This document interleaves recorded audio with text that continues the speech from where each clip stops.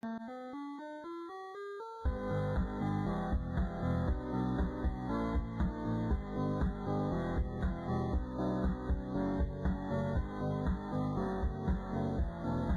jour, il y avait un moniteur qui est malade, du coup, c'est moi qui ai pris son élève. Tu vois, c'est un élève qui était pas prévu et que j'avais jamais eu. Et vu que l'élève, déjà, il était arrivé un peu à la bourre, tu vois, je lui ai donné direct les clés, je lui ai dit installe-toi et je l'ai suivi, on est parti directement. J'ai pas cherché à voir sa fiche, voir ce qu'elle avait fait, cette personne. On arrive à la voiture, on s'installe, tout ça, je lui demande quand même deux, trois questions. Je dis alors, t'as fait quoi un petit peu? C'est quoi les derniers trucs que t'as fait? Sauf que le problème, c'est que cette personne, elle me dit, moi, le dernier truc que j'ai fait, genre, j'ai vu les giratoires. Du coup, forcément, tu te dis, bon, bah, c'est quelqu'un qui est en cours de formation, tu vois, du coup, elle a encore besoin de trucs à apprendre. On part, on fait la leçon de conduite, on fait tout, et au bout de la demi-heure, tu vois, je m'arrête un petit peu et je commence à lui dire, ouais, voilà, honnêtement, il y a quand même pas mal de petites choses à retravailler, tu fais pas bien tes contrôles, etc., etc. Je lui demande combien elle avait fait de leçons, si vous préférez. Bah, je vous jure qu'elle a passé le permis 2 jours après. Dites-vous quand même qu'elle a réussi son permis de conduire, ça voulait rien dire, parce qu'au final, c'était vraiment que le stress avant l'examen.